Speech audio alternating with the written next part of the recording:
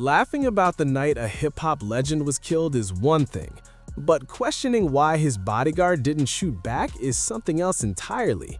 That's exactly what Mase and Cam'ron just did on a podcast, and the reaction was immediate. Gene Deal, the man who was actually there when Biggie was murdered, fired back, calling out who really showed up that night and who didn't. Now, old wounds are reopening, new accusations are flying, and once again, the truth behind that night feels more complicated than ever. We'll be home. What do you do if you're a security crime behind the car? Damn. I just want my blanket. I just want your blanket. We gotta get out of here. I didn't sing too much. This can't tell me nothing. That's why when be talking tough, I said, man, just say it. I didn't sing all that. In a recent podcast appearance, Mase and Cam'ron were seen laughing and joking while revisiting the night the notorious B.I.G. was shot. During the conversation, they made light of Gene Deal, who was known as Diddy's bodyguard at the time, questioning why he didn't fire back during the incident. The moment quickly gained attention online, with many viewers reacting to the tone of the discussion surrounding such a serious event. I'm trying to picture your facial reaction to watch this woman go. Oh, shit. Yeah. If my security holding me down in Cali, is somebody, the #1 rapper in the world, get killed, you're telling you, I just need to want to go home. And the second top artist in the world, which is Mase, about to be #1. That's what I'm saying. I wonder his face, because I'm like, if y'all let me do that to Big, I don't stand a chance. The clip spread rapidly across social media, and Gene Deal did not stay quiet for long. After hearing the jokes, he responded publicly, directing a sharp message toward Mase. Deal made it clear that if anyone had something to say about that night, they should speak openly and directly. With that response, the tension surrounding the situation noticeably escalated. Say, if you gonna say something, be man and motherfucking never to name names. Gotcha. When I tell a motherfucking story, Rex, I tell it with the names. These things, I ain't worried about none of this, dog. Because it can happen to anybody. If they can get motherfucking Martin Luther King, if they can get the President Kennedy, they can get to anybody. It's easy to tell a motherfucker the truth than to call me a lie. Everybody trying to go viral. Everybody trying to go viral. Everybody trying to go viral out here. Yeah. Addressing the growing attention, Gene Deal also pointed out that Mase himself was not present at the event that night. According to Deal, Mase had chosen to stay out of sight because he reportedly sensed that things were becoming serious and potentially dangerous. This detail added another layer to the ongoing discussion. Because Mase want to laugh and lie about the situation, let's get into it, bro. I want to get into this. Prior to the Peterson Museum, Mase and Stevie J went to a celebrity basketball game. They let the dudes, I don't know if it was the dudes from the Dog Pound, it was the dudes that was Crips. They let Stevie J and Mase know, we want Puff and we want Big.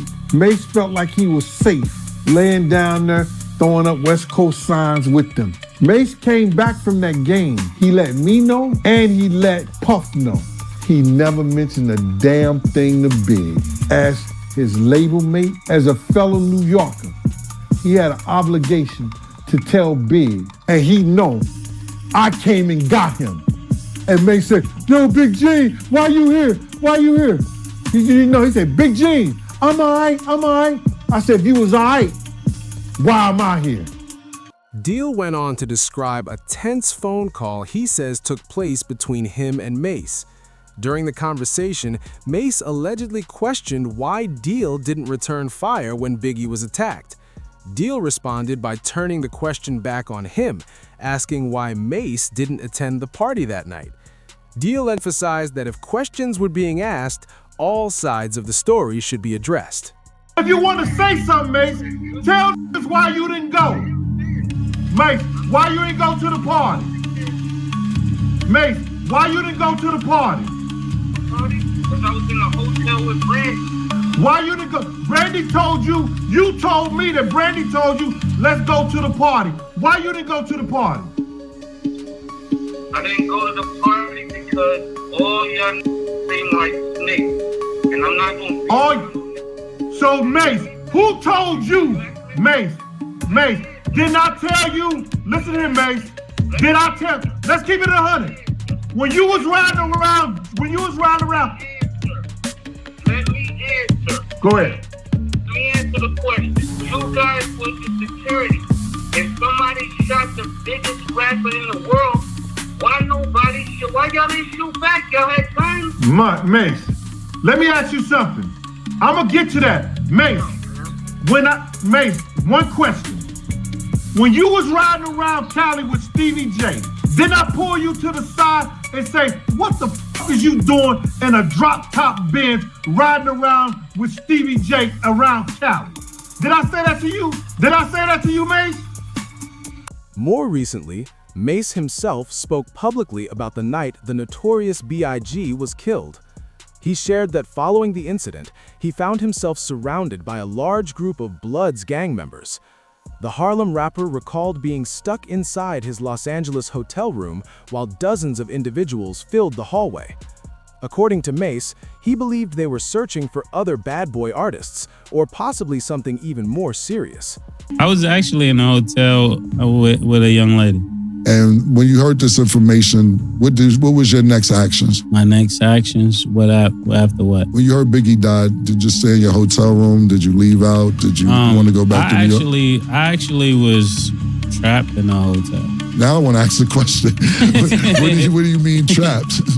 It was about probably like 70 or so Bloods in the hallway. I couldn't even leave my room. How'd you get out? One of the guys. Why would it be 70 Bloods in your hallway after Biggie Smalls died? Actually, after Big got killed, they was probably looking for more bad boy artists. And I couldn't even leave the room till Gene Dill, the officer had to come get me. Former bodyguard Gene Deal has also shared his personal theory regarding Biggie's death, linking it to what he describes as reckless behavior by Mase and Stevie J that night in Los Angeles. Deal believes the way things were moving and the attention being drawn may have contributed to the dangerous environment. He stressed that at the time they were young and unaware of how quickly situations could escalate. In his view, certain actions may have aggravated already tense circumstances, especially considering the broader climate following Tupac's death and other ongoing conflicts. Deal emphasized that this is his personal perspective, adding another complicated piece to the long-standing mystery. This exchange highlights the lingering questions and unresolved feelings among those closest to the events, making the truth even harder to fully define. Deal later addressed comments questioning why he didn't fire back that night, standing firm in his explanation. So he was trying to divert that whole conversation and make it seem like, so Gene, why you didn't shoot? Listen to me. It wasn't because Big wasn't my principal. He knew the fact that we had blew the light and we was halfway down the block, crossed the light, and then when the first shot went off, our driver took straight off. I'm screaming at our driver because he was told that somebody was pointing a gun at Big them. He should have just threw the car in reverse. He knew the whole story, my man, because me and him had a conversation on the phone. He the one told me, well, I was in the room with Brandy and Brandy was trying to get me out the room to come to the party. So I felt that was kind of weird. So she said Brandy was calling me trying to get me out the room to come to the party. Well, you was in the room with Brandy. How's she calling you to try to get you out the room to come to the party? You know what I'm saying? This was going through my mind. But Mase knew the whole situation. Mase knew that it's no way possible that I was able, being sideways in the car, because Puff, when I got in the car, Puff had put his seat back. Now I'm sideways in the car like this, and I'm cussing him out like, yo, man, what the f is you doing? Why you got your seat back like this? We hear the shot, pow! Puff put his head down. I go to open the door. Kenny flies going straight. So he knew the whole story. What I supposed to do? Put my gun out the window and just start shooting like this? When the car had already turned the corner? It came out of parking space. So he knew the story, bruh. He was trying to just divert the attention of, well, why security? So ask security. Ask big security. Ask Paul. Ask the LAPD. The LAPD officer that was right there. They was right behind. Paul was outside the car. Why didn't they shoot? Why when we turn back around and come down the street that they way down the block, they coming back when we get back to the car? When we get back to the car, nobody's in Big's car. But Big, Mase knew this. Me and Mase had this conversation. Him and Tone is like this. He knew me and Tone jumped in the car and chased after the guy. We couldn't catch him. He wanted to divert the attention from himself because why didn't you tell Big that these dudes was trying to get at you, bruh? You had that conversation with with Puff, but you ain't had that conversation with Big. Big was your label mate. So people come on to him, why you ain't shoot?